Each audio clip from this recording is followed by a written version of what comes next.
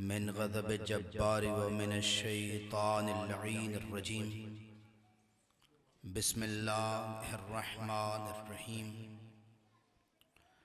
अल्हम्दुलिल्लाहिल्लज़ी ख़लक़ल इंसाना व अल्लमहुल बयान व शर्रफ़हु अला साइरिल हैवान बिनुत्क़ वल बयान व कर्रमना व फ़द्दलना अला उममिस साबिक़त बितस्दीक़ वल ईमान व हुवा अहसनुल ख़ालिक़ीन।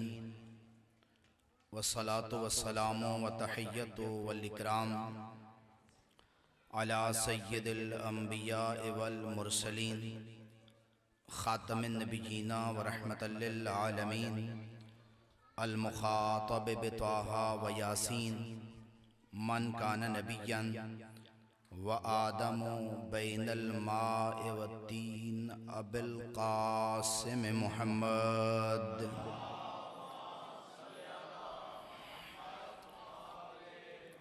व अला इतरतिहिल अत्यबीन अल अतहरीन अल मासूमीन अल मज़लूमीन अल मुंतजबीन अल मख़दूमीन व लअनतुल्लाहि अला अअदाइहिम अजमईन मिन यौम अदावतिहिम इला यौमिद्दीन व बअद यौमिद्दीन। रब्बि इश्रह ली सदरी व यस्सिर ली अमरी वहलुल उक़दतम मिन लिसानी यफ़क़हू क़ौली। अम्मा बअद फ़क़द क़ालल हकीमु फ़ी किताबिहिल करीम। बिस्मिल्लाहिर्रहमानिर्रहीम। या अय्युहल्लज़ीना आमनुत्तक़ुल्लाह व कूनू मअस्सादिक़ीन। बुलंद सलावत।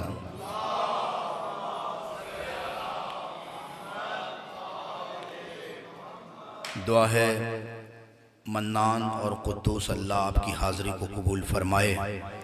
परवरदिगार इस जश्न के सदक़े में आप जितने मोमिनीन नेकशरी दिली हाजात लिए बैठे हैं तमाम को पूरा फरमाए, बीमारों को शिफ़ाए कामिला नसीब फरमाए और जिस इमाम बरहक के नाम से आपने जश्न का इनेकाद किया है उनके ज़हूर में ताजील अता फरमाए। हमें उनके आवान व अंसार में शुमार फरमाए। अपनी और हमारी दुआओं की कबूलियत के लिए बुलंद सलावत।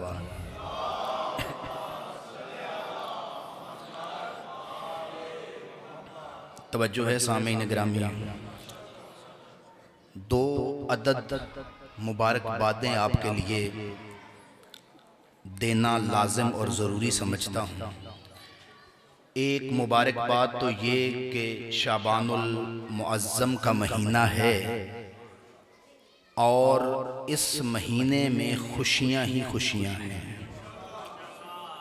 एक तो ये मुबारकबाद आपकी बनती है कि शाबान है और शाबान पे मोमिनीन खुश होते हैं, और दूसरी मुबारक फ़कत आपको देनी है इसलिए कि तुम्हें अली से लेकर मेहदी तक नसीब हुए हैं।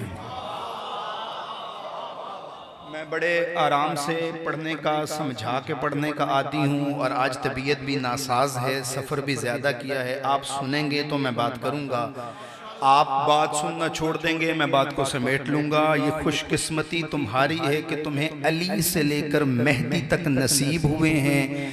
जिन्हें ये नसीब हो वो खुश नसीब होता है, क्योंकि कायनात में फ़कत यही मुर्शद हैं जिनकी असल भी पाक है, जिनकी नस्ल भी पाक है।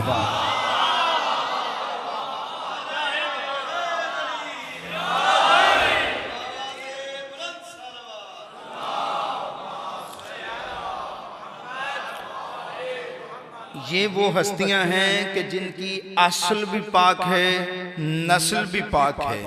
असलाब शामिखा अरहामिल मुतहरा से आते हैं। ये तो बहुत पाक हैं, बहुत पाक हैं। युतहिरकुम ततहीरा हैं। ये तो इतने पाक हैं, इनको मानने वालों की नस्लें पाक हो जाया करती हैं।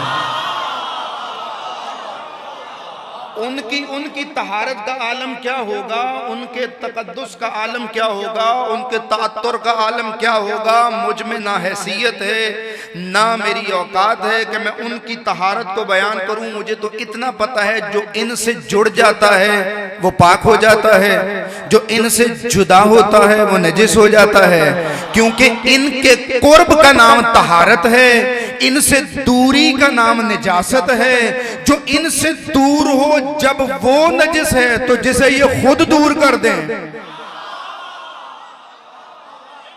जिसे ये खुद दूर कर दें। आज अल्लाह की आखिरी हुज्जत का दिन मनाने के लिए, आले मोहम्मद के घर की खुशी करने के लिए आप सब यहां जमा हुए हैं। जमाने के इमाम का जश्न मनाने के लिए। ये इमाम जमाना वो मौजू है कि जो इस्लाम को नहीं मानते वो भी इसे मानते हैं।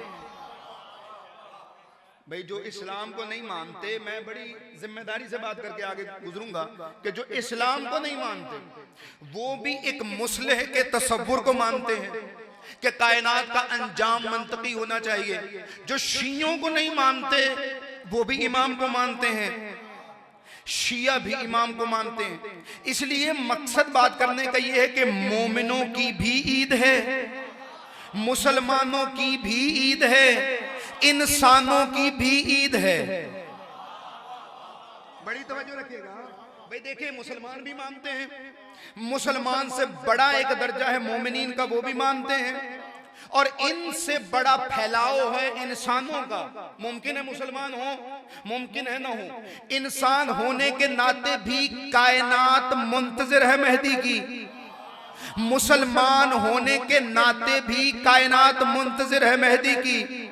मोमिन होने के नाते भी कायनात मुंतजिर है मेहदी की। जिस बंदे ने यहां तक मेरे साथ सफर किया है, अगला जुमला सफर उसी के लिए कह रहा हूं। इंसान भी मुंतजिर, मोमिन भी मुंतजिर, मुसलमान भी मुंतजिर। अब जो मेहदी के आने पे खुश नहीं है, ना वो मुसलमान है, ना वो मोमिन है, और ना वो इंसान कहलाने के काबिल है।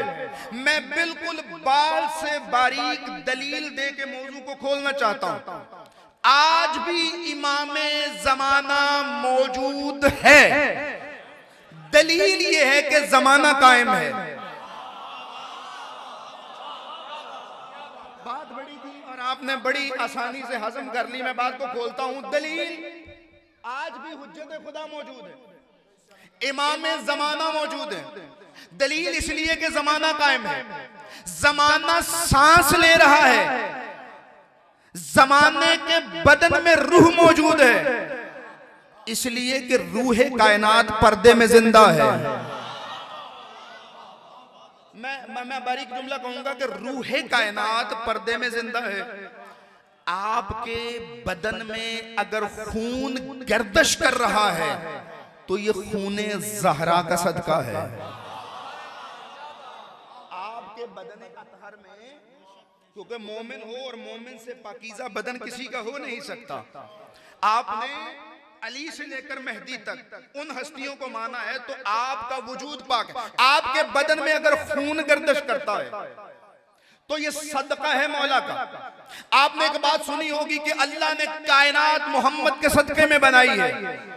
अगर मेरे आकाए दो जहां न होते तो कायनात को आदम से वजूद न मिलता, और अगर मोहम्मद मुस्तफा न होते अल्लाह ये कायनात की सजावट को पैदा ही न करता। मैं आपसे पूछता हूं, अगर इस कायनात को वजूद में आने के लिए मोहम्मद की जरूरत है तो इस कायनात को बाकी रहने के लिए भी किसी मोहम्मद की जरूरत है।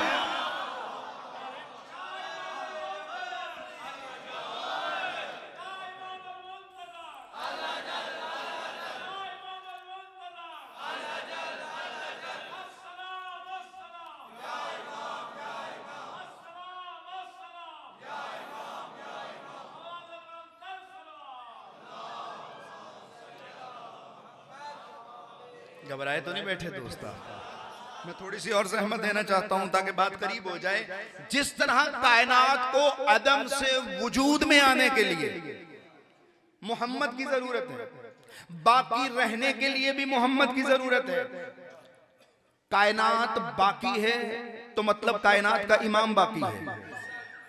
मेरे रसूल ने कहा, शिया सुन्नी दोनों किताबें भरी पड़ी हैं कि मम्माता व लम यारिफ इमाम ज़माने ही माता मीततन जाहिलिया, कि जो भी मर गया अपने जमाने के इमाम की मारिफत के बगैर वो जाहिलियत की मौत मरा।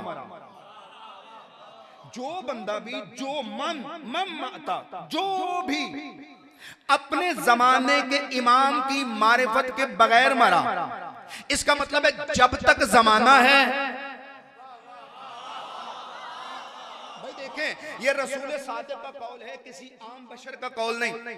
अगर मेरे जैसा कोई बशर बोलता, उसके बोलने में खता होती, गलती होती, सहव होता, निसियान होता, कभी होश में बोलता, कभी मदहोशी में बोलता, कभी अच्छा बोलता, कभी बुरा बोलता। ये वो बोला है जिसके दहन में अल्लाह के अल्फाज बोलते हैं, जिसको अल्लाह कहता है मा यंतिकु अनिल हवा इन हुवा इल्ला वह्युन यूहा। मोहम्मद तू नहीं बोलता, तेरी जबान पे खुदा बोलता है। वो कह रहा है जो भी मरा, जब भी मरा, जहां भी मरा, अगर जमाने के इमाम की मारिफत के बगैर मरा, इसका मतलब है जब तक जमाना है इमाम जमाना का होना जरूरी है। मैं जुमला तेजी में कह गया हूं, गलत कह गया हूं। जब तक जमाना है तब तक इमाम जरूरी है। इससे बड़ा जुमला कहता हूं, इमाम तो तब भी था जब जमाना नहीं था। भाई इमाम तो तब भी था जब, घबराए तो नहीं बैठे आप।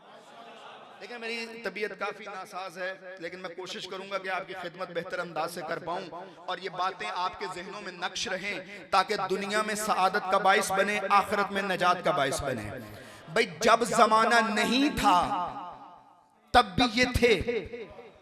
इनके सामने गर्दिशे लैलो नहार बनी, इन्हीं के सामने चांद सूरज सितारे दरिया पहाड़ और समंदर बने, इन्हीं के सामने गर्दिशें शुरू हुई, गर्दिशों से जमाना शुरू हुआ। जब ये थे तब जमाना नहीं था, अब ये जमाना है। अगर जमाना चला भी जाए तो भी ये बाकी है, क्योंकि जमाना चलता है इनके वजूद से। लौला हुज्जतुन लसाखतल अर्ज़ु बिअहलिहा। मैं रोकता हूं, अगर हुज्जत खुदा न हो तो जमीन अपने अहल समेत तबाह हो जाए। जमीन कायम है, इसका मतलब है कोई हुज्जत खुदा मौजूद है। यहां तक मेरे साथ सफर कर लिया, बस एक बारीक बात करने लगा हूं। दो बड़े ओहदे हैं अल्लाह की बारगाह में, एक को नबी कहते हैं, एक को इमाम कहते हैं। करते दोनों हिदायत है, दोनों रहनुमाई करते हैं, दोनों बशरियत को रास्ता दिखाते हैं, लेकिन दोनों में फर्क है। तवज्जो रखिएगा, एक होता है इसाल इलल मतलूब, एक होता है इराउत तरीक। बिल्कुल मुश्किल नहीं करूंगा, 1 मिनट मुझे देना है, नतीजा आपके हवाले। एक मर्तबा आपके जामपुर आने के लिए किसी से पूछा, जामपुर जाना है, तो ये सामने सड़क नहीं छोड़नी, जामपुर छोड़ेगी। यह है रास्ता दिखाना। एक मर्तबा ड्राइवर बैठा, उसने कहा बैठो छोड़ के आता हूं। भाई दोनों रहनुमाई है, वो भी रहनुमाई कि जाओ ये रास्ता नहीं छोड़ना, वो भी रहनुमाई कि बैठो मैं पहुंचा के आता हूं, जब तक मंजिल नहीं आएगी मैं साथ नहीं छोड़ूंगा। एक वो काम है जो नबी करता है, एक वो काम है जो इमाम करता है। जो रास्ता दिखाता है उसे नबी कहते हैं, जो मंजिल तक पहुंचाता है उसे इमाम कहते हैं। जब तक कुरान की सूरत में रास्ता नजर नहीं आया था, नबूवत की जरूरत थी। जब नबूवत ने कुरान दे दिया, अब नबूवत खत्म हो गई। अब जब तक मंजिल नहीं आएगी तब तक इमाम पे इमाम, इमाम पे इमाम।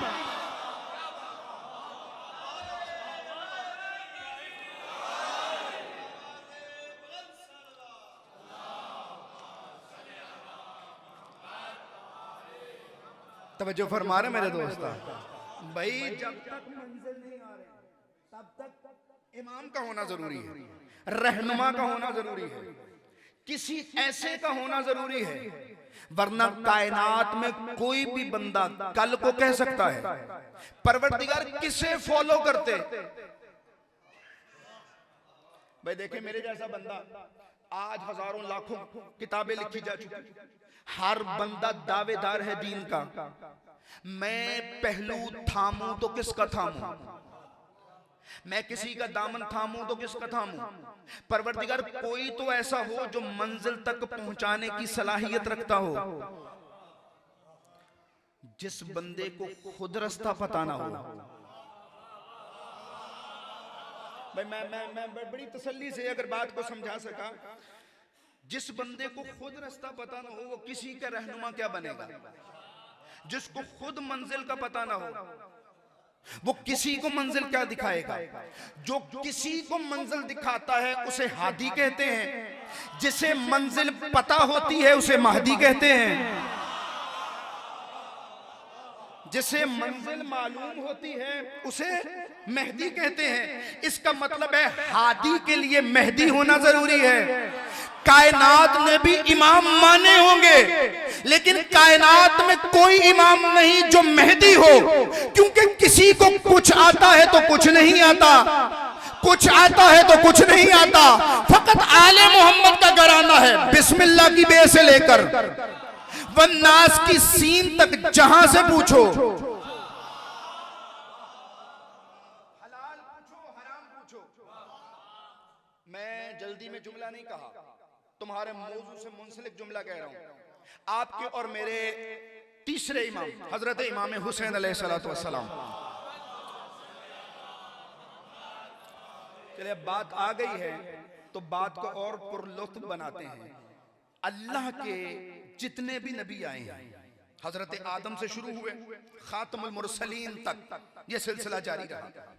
अली से इमामत शुरू हुई, मेहदी आखिर ज़मां पे खत्म हुई। अल्लाह के जितने नुमाइंदे आए हैं वो नबी की सूरत में हो या इमाम की सूरत में हो, उन्होंने किसी और चीज का जिक्र किया हो या ना किया हो, मेहदी के आने का जिक्र जरूर किया है। परेशान तो नहीं हो गए? तो मुझे अभी अजीज भाई बता रहे थे कि हमारे यहाँ ये रिवाज है कि हम देर तक खतीब को सुनते हैं। मैं कहता हूं कि मैं जबरदस्त पढ़ने का आदी हूं, जबरदस्ती पढ़ने का आदी नहीं।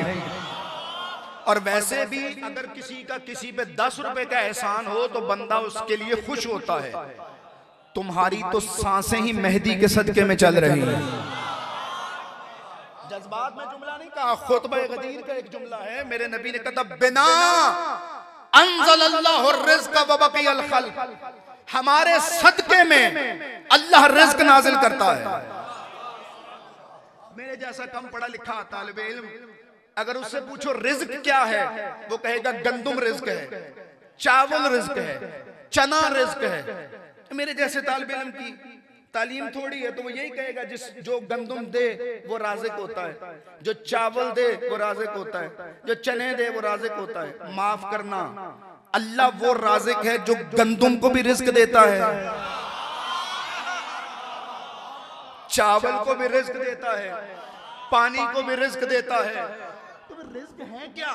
कौन सा ऐसा मोमिनीन में से मोमिन है, मुसलमान है कि जो नमाज के बाद ये दुआ ना करता हो, अल्लाहुम्मा अर्ज़ुक़ना ज़ियादतन फिल इल्म, ए अल्लाह इल्म का रिज़्क़ अता फरमा, सेहत का रिज़्क़ अता फरमा, लंबी जिंदगी का रिज़्क़ अता फरमा, आफियत का रिज़्क़ अता फरमा, मग़फ़िरत का रिज़्क़ अता फरमा। इसका मतलब सिर्फ जौ चावल गंदुम चने का नाम रिज़्क़ नहीं। आंख देखती है तो रिज़्क़ है, कान सुनते हैं तो रिज़्क़ है, जुबान बोलती है तो रिज़्क़ है, जिस्म में हरकत है तो रिज़्क़ है, दिल धड़कता है तो रिज़्क़ है, सांसें कायम है तो रिज़्क़ है, जमीन कायम है तो रिज़्क़ है, आसमान कायम है तो रिज़्क़ है, पानी बरसता है तो रिज़्क़ है, खेती बढ़ती है तो रिज़्क़ है, अनाज उगता है तो रिज़्क़ है, फल फ्रूट मिलते हैं तो रिज़्क़ है, इंसान खाता है तो रिज़्क़ है, मैदा हजम करता है तो रिज़्क़ है। और मेरे नबी कह रहे अल्लाह सारा रिज़्क़ हमारे सदके में नाजिल करता है। फिर मैं लानत करता हूं उस जुबान पे कि जो पलती भी आले मोहम्मद की वजह से है, जलती भी आले मोहम्मद की।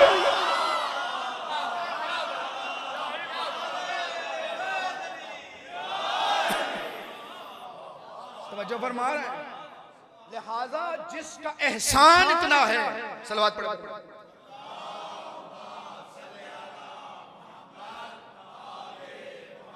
जिसका एहसान इतना है कि सांस सांस पे, लम्हे लम्हे पे जिनके न्याजमंद हैं, जिनके शर्मिंदा एहसान है, उनकी खुशी में खुश न हो तो अल्लाह हमें वो खुशी नसीब ही ना करे। कि जो आले मोहम्मद की खुशी में खुश ना हो, अल्लाह उसे कभी खुशी। ये फकत आले मोहम्मद है, बड़ी तवज्जो रखिएगा कि हम अपनी खुशी में भी उनका जिक्र करते हैं, अपने गम में भी उनका जिक्र करते हैं, क्योंकि हमारी खुशी में जब उनका जिक्र होता है तो हमारी खुशी बढ़ जाती है, हमारे गम में जब उनका जिक्र होता है हमारा गम खत्म हो जाता है। सहारा वही है, उनके अलावा कोई सहारा नहीं। अल्लाह ने उन्हें वसीला बनाया, अल्लाह ने उन्हें काबिल शफाअत बनाया। तो मैं क्या कह रहा था कि अल्लाह के जितने भी नुमाइंदे हैं, उन्होंने किसी और का जिक्र किया हो या ना किया हो, आखिरी दौर में आने वाले इमाम मेहदी का जिक्र जरूर किया। मेरे मौला हुसैन से पूछा गया, कैफा युरफुल महदी, मेहदी को कैसे पहचाना जाए? चुप हो गई, मुझे सुकून हो गया ताकि मैं बात सही से समझा सकूं। किससे पूछा जा रहा है? मौला हुसैन से। मौला हुसैन इमाम कौन से हैं? तीसरे।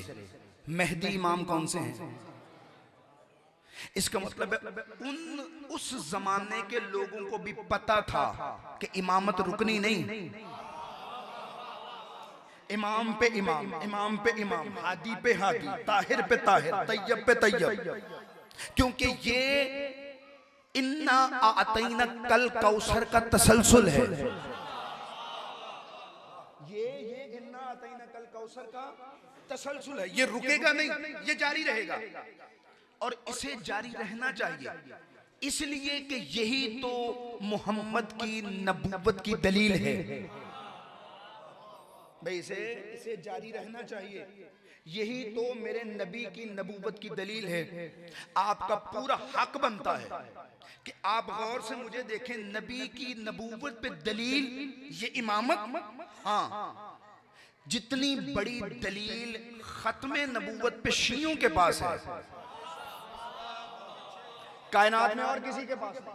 मैं अपने लफ्जों का जिम्मेदार हूं, हरफों का जिम्मेदार हूं, समझा के बात करूंगा। जितनी बड़ी दलील खत्मे नबूवत इस सिलसिला इमामत में अहले तशय्यो के पास है, किसी के पास नहीं।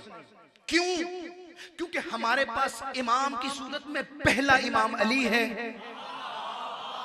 आखिरी मेहदी है। हमारे पास अली से लेकर मेहदी तक सारे मासूम, सारे तैयब, सारे ताहिर, खता से पाक, निसियान से पाक, सहब से पाक, काबिल इत्तिबा, जिनका कौल फेल टकराता नहीं, इनमें सबसे पहला अली है। हमारा हौसला देखो, हमारे पास अली है, इसलिए हम कभी भटके नहीं हैं। जुमला बड़ा था, मैंने रोक लिया ताकि समझा सकूं। ये बुजुर्ग मेरे सामने बैठे हैं और ऐसे कितने बुजुर्ग बैठे हैं जिनकी गोद से हमने अली अली करना सीखा है, जिनकी तरबियत का नतीजा है कि आज नस्लों में आजादारी कायम है। मैं इनसे एक सवाल करता हूं, आपके बुजुर्गों ने, आपने नहीं, आपके बड़ों ने कभी खत्मे नबूवत का जलसा करवाया? ये बाबा जी आप खत्मे नबूवत का, आप कहेंगे नहीं, इसलिए कि हमें जरूरत नहीं। खत्मे नबूवत पे मैं कहता हूं आप खत्मे नबूवत को नहीं मानते, आप कहें उसकी जुबान काट दो जो खत्मे नबूवत पे ईमान ना रखे, लानत हो उस पे जो खत्मे नबूवत को तस्लीम ना करे, तो फिर जलसा क्यों नहीं करवाया? आप कहेंगे इसलिए कि हमें जरूरत नहीं पड़ी। क्यों? क्योंकि हमारे पास अली है, क्योंकि हमारे पास अली है। हम कहते हैं जब अली होकर नबी नहीं हो सकता,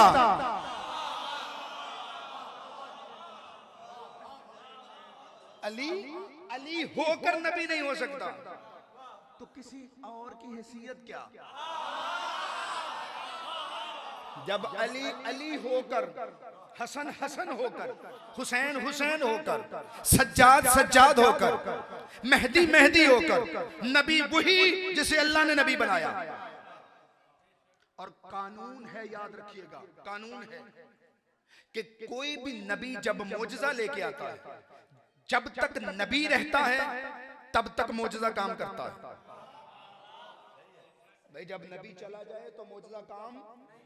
हजरत इब्राहीम ने जिन पत्थरों पे खड़े होकर काबे की दीवार बुलंद की थी, वो कायनात में पत्थर आज भी मौजूद है। उस वक्त बुलंद होते थे, आज नहीं होते। मोजज़ा है लेकिन काम नहीं करेगा। क्यों? क्योंकि मोजज़े वाला चला गया। मूसा ने असा फेंका, अजदहा बन गया।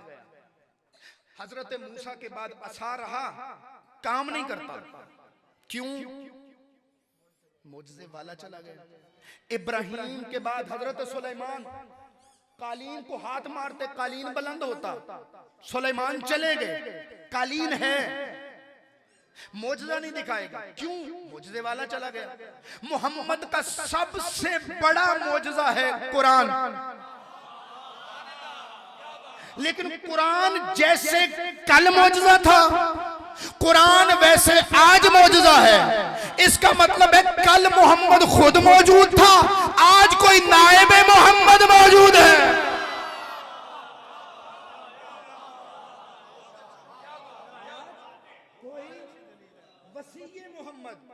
नायब मोहम्मद, जिसका नाम मोहम्मद जैसा, जिसकी शक्ल मोहम्मद जैसी, जिसकी बसारत मोहम्मद जैसी, जिसकी बसीरत मोहम्मद जैसी, जो मोहम्मद की इकलौती बेटी फातिमा की नस्ल से यमलउल अर्ज़ क़िस्तम व अदला। मैं इसमें आता हूं, लेकिन अभी जुमला मुझे मुकम्मल करना। कैफा युरफुल महदी, मेहदी को कैसे पहचाने? नाराज तो नहीं हुए बैठे? थोड़ी सी और सहमत दे सकते हैं? आप यकीन करें, आपसे कहीं ज्यादा जल्दी मुझे खुद है, लेकिन आप जब तक सुनेंगे तब तक मैं बातों को आपके हवाले करूंगा। कैफ़ युरफुल महदी, मेहदी को कैसे पहचाने? कहा बिमारिफतिल हलाल वल हराम, हलाल और हराम की मारिफत से मेहदी को पहचानो। क्योंकि मेहदी उसे हलाल कहेगा जिसे मोहम्मद ने हलाल किया,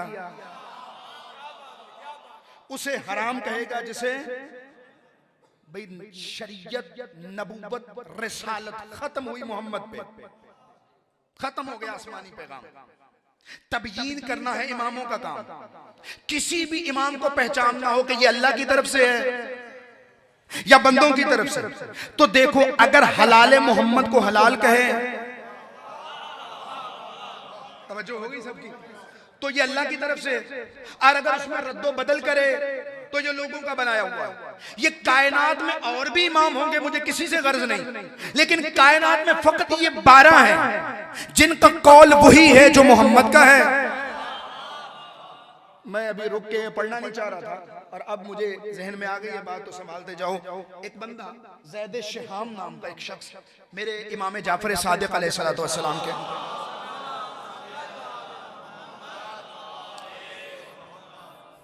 सामने आया और आकर कहने लगा कि मौला अय्युमा अफजलु अल हसन अविल हुसैन, मौला आपके जो अजदाद बुजुर्गवारान हैं इनमें अफजल कौन है?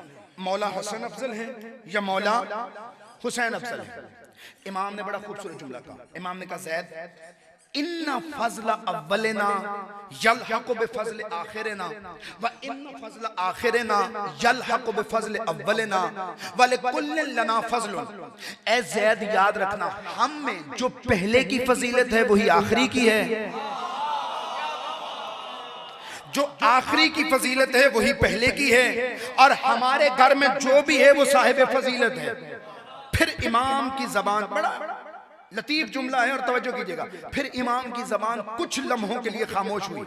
फिर इमाम गोया हुए अज़ीदो कया ज़ैद, ज़ैद कुछ और भी बयान करूं?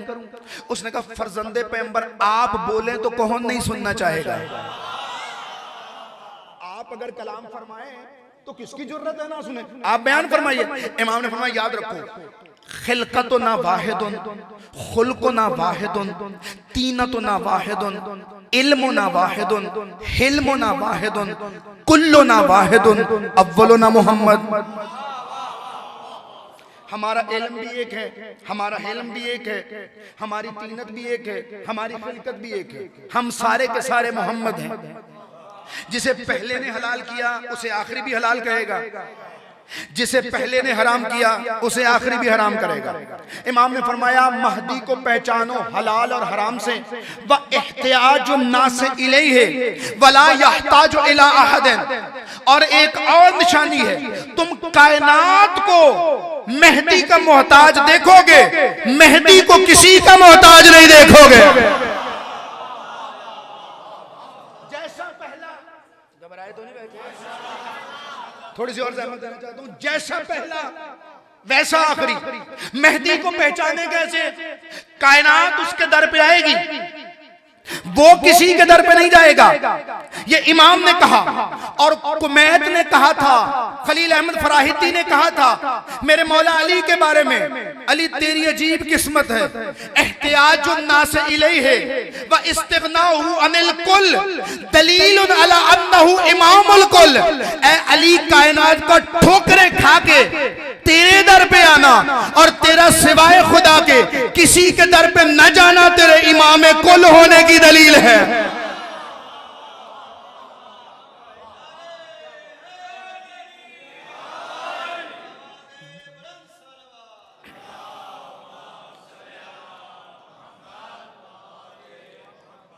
तवज्जो फरमा रहे मेरे दोस्तों, जैसा पहला वैसा आखिरी, जैसा वो मासूम वैसे ये मासूम, जैसा वो हलाल हराम बयान करेगा वैसा आखिरी बयान करेगा, जैसे वो तय्यब व ताहिर है वैसे ये तय्यब व ताहिर है, जैसे वो किसी का मोहताज नहीं, कायनात उसकी मोहताज है। भाई मैं यहाँ एक लतीफ जुमला कह के बात को आगे बढ़ाऊं। अब्दुल्ला इब्ने अब्बास से किसी ने पूछा था कि तू बता, तवज्जो है सामने, मैं जुमला मुकम्मल करूं। अब्दुल्ला इब्ने अब्बास से पूछा था, तू बता अली में और सहाबा में फर्क क्या है? उसने कहा ज्यादा तो मैं नहीं जानता, इतना जानता हूं सहाबा रोज अली से पूछते थे, अली ने कभी किसी से नहीं पूछा।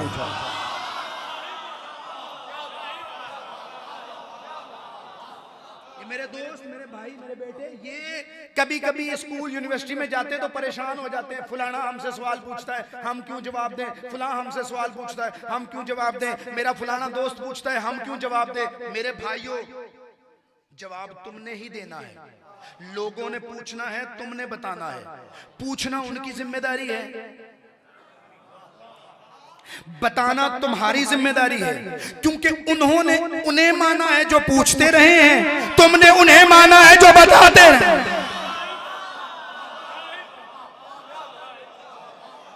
तवज्जो फरमा रहे मेरे दोस्त, घबराना नहीं, और ये सियासी घबराना नहीं, ये हकीकी है कि घबराना नहीं, तुम्हारे हाथ 14 के कदमों पे हैं, हमें घबराने की क्या जरूरत है।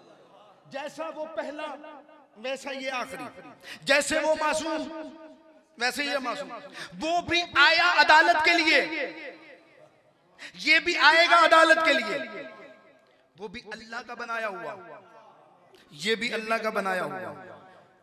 और शिया हो या सुन्नी हो, हर किताब में ये रिवायत आपको मिलेगी। जिसने मेरे मौला पे बात की उसने ये जरूर लिखा कि मेहदी कौन होंगे, का मेहदी नबी की बेटी की नस्ल से होंगे, हुसैन के फर्जंद होंगे, आखिरी दौर में, ये बातें सबने लिखी हैं, आखिरी दौर में आएंगे, उनका नाम वही होगा जो आका का नाम है, उनकी कोनियत वही होगी जो आका की कोनियत है, उनकी शबाहत आका के साथ मिल रही होगी, वो आका का नुमाइंदा बन के आएंगे, आका के फर्जंद होंगे। और अगली बात बड़ी अजीब लिखी, जब वो आएंगे तो वो अकेले नहीं आएंगे।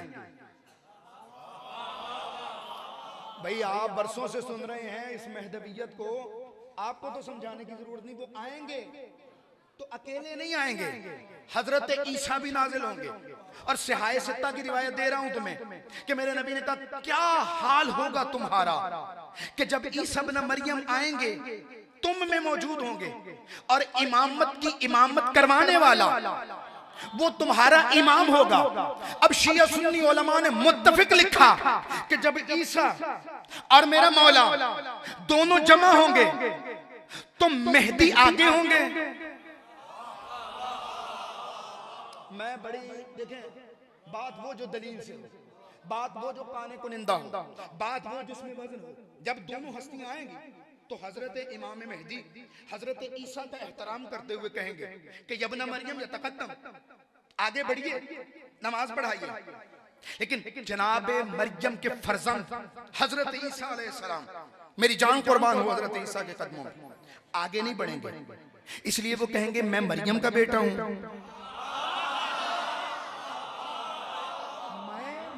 बेटा हूं, तू ज़हरा का बेटा है, तू इमाम बन, मैं पीछे खड़ा होता हूं। जुमला एक है जो तुम्हारे हवाले करना है। ये कौन है ईसा? उलुल आज़म नबी। कौन है मासूम नबी? कौन है अल्लाह का भेजा? कौन है रूहुल्लाह? कौन है कलिमतुल्लाह? कौन है जम्बुल्लाह? ये किसे कह रहा है? ज़हरा के बेटे को, ज़हरा के बेटे को। जब वो नबी होकर ज़हरा के बेटे का इमाम नहीं बन सकता तो कोई उम्मती ज़हरा के शौहर का इमाम कैसे?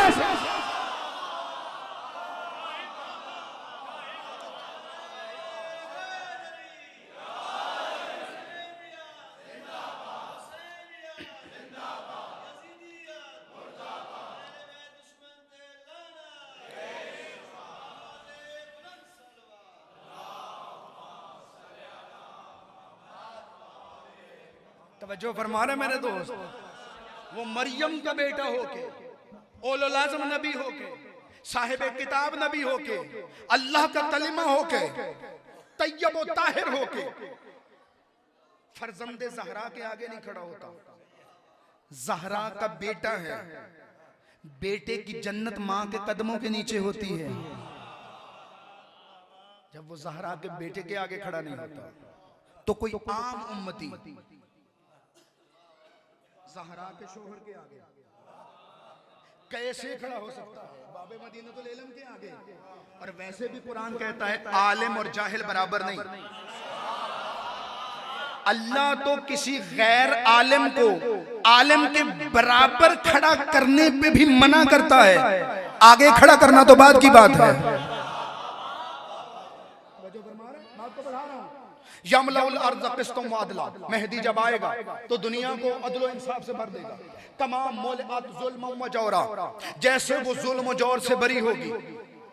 मैं आपसे पूछता हूँ, बस मैं बिल्कुल खत्म करने पे आ गया, मैंने समेट लिया बात को, कि अगर आप में से कोई भी शख्स है, अगर वो किसी फौज को या किसी इदारे को ज्वाइन करना चाहता है तो वो क्या करेगा? वो देखेगा कि उसकी शराइत क्या है। अगर वो उन शराइत पे उतरता है तो जाएगा, नहीं उतरता तो नहीं जाएगा। आसान सी बात है। मेरे मौला मेहदी की भी फौज होगी, मेहदी की फौज की शराइत क्या है? मुझे पता था इस बात पे सो जाएंगे। देखे ना, मैंने कहा ना इनमें फर्क कोई नहीं। मेहदी का मकसद क्या होगा? लंबी लंबी तकरीरें करते हैं, करनी भी चाहिए, लेकिन एक लफ्ज में कह रहा हूं, मेहदी का वही मकसद है जो हुसैन का था। भाई मुस्लिह उम्मत कहा जाता है ना, मुस्लिह आलम कहा जाता है, कायनात की इस्लाह करने वाला। और मेरे मौला हुसैन ने क्या कहा था कि मा खरज तो शर्रन वला बतलन वला ज़ालिमन वला मुफसिदा इन उरीदु इल्लल इस्लाह फी उम्मत जद्दी रसूलिल्लाह। जो हुसैन का मकसद था शुरू हुसैन से हुआ, खत्म मेहदी करेगा। मैं यहां पर रुक के जुमला कहूं, अगर तबीयतों पे नासाज ना गुजरे तो, करबला के मैदान में जंग खत्म नहीं हुई, जंग शुरू हुई है, खत्म तो 12वां मौला आके करेगा। भाई वो जो जंग शुरू हुई थी खत्म कौन करेगा? मेहदी दौरा, इमाम वक्त, हुज्जत खुदा, रूही वारवाहुल आलमीन ले तुराब मकदम हिल फिदा, वो हुज्जत खुदा। जुमला एक लेते जाओ और बात खत्म की मैंने बड़ी तवज्जो के साथ। मौला हुसैन निकले, वो मौला हुसैन निकले किसके लिए? लड़ाई के लिए नहीं, झगड़े के लिए नहीं। मौला खुद कह रहे मां खरज तो शरारत के लिए नहीं, क्योंकि मौला जानते थे आज मैं निकल रहा हूं, कल को ये निकलेंगे। लोग इनसे पूछेंगे क्यों निकल रहे हो, तो ये कहेंगे उसी मकसद के लिए जिसके लिए हुसैन निकले थे। मैं शरारत के लिए नहीं निकल रहा, मेरे चाहने वाले शरारती नहीं होंगे। थक गए हैं, मैं बात को समेट रहा हूं भाई। मैं शरारत के लिए नहीं जा रहा, मेरे चाहने वाले हैं, मेरे शरारती नहीं होंगे। मैं झगड़े के लिए नहीं जा रहा, मेरे चाहने वाले झगड़ालू नहीं होंगे। मैं फसाद के लिए नहीं जा रहा, ये करोड़ों की सूरत में निकलेंगे, फसाद नहीं होगा। और वैसे भी फसादी बंदा आले मोहम्मद को मान ही नहीं सकता है। अच्छा, यहां पर रोक के जुमला कहूं, आप कह रहे हैं कि मौलाना, आप कहते हैं कि मौला फसाद के लिए नहीं निकले और उनके चाहने वाले फसादी नहीं होते, जब वो निकलते हैं तो फसाद के लिए नहीं निकलते। फुलां जगह पे जुलूस निकला, फसाद हो गया। फुलां जगह पे रैली निकली, फसाद हो गया। फुलां जगह पे मातमी जुलूस निकला, झगड़ा हो गया। आप कह रहे हैं ये झगड़े के लिए नहीं निकलते, ये तो इस्लाह के लिए निकलते हैं, फिर झगड़ा क्यों होता है? मैं फिर कहता हूं, हुसैनी और मेहदी के मानने वाले झगड़े के लिए नहीं निकलते, फसाद के लिए नहीं निकलते। इनके निकलने से फसाद नहीं होता, इनको रोकने से फसाद होता है। इन उरीदो इल्लल इस्लाह फी उम्मत जद्दी रसूलुल्लाह। बात खत्म की मैंने। मैं क्यों निकल रहा हूं? ताकि नाना की उम्मत की इस्लाह कर सकूं। हुसैन इस्लाह के लिए निकले, मेहदी आएंगे मुस्लिह उम्मत बनकर। यमलउल अर्ज़ क़िस्तम व अदला कमा मुलअत ज़ुल्म व जौरा। कायनात को ऐसे अदल से भर देंगे जैसे वो जुल्म जौर से भरी होगी। तीन चीजों में अदल जरूरी है। एक अपने लिए अदल जरूरी है, पैगाम दे रहा हूं, बात को खत्म किया। एक अपने लिए अदल जरूरी है कि मेरे ऊपर मेरा जो हक है वो देना जरूरी है। दूसरा, मेरे मुआशरे का जो मुझ पे हक है। और तीसरा, मेरे अल्लाह का जो हक है। मेहदी आएंगे तो तुमसे सबसे पहले यही सवाल करेंगे, अपना हक अदा किया या नहीं किया? अपने मुआशरे का हक अदा किया कि नहीं किया? अपने अल्लाह का हक अदा किया या नहीं किया? आओ मेहदी के जश्न में बात को खत्म करें। गले मिलो सब दुरूद पढ़कर, हसद की दीवार तोड़ डालो। दिलों में बुग़्ज़ो हसद रहा तो हुसैन का गम कहां रहेगा? दिलों में नफरत, लबों पे गीबत, निगाह फरेबी, मकान गस्बी। बुला रहे हो जिसे बताओ वो आ गया तो कहां रहेगा?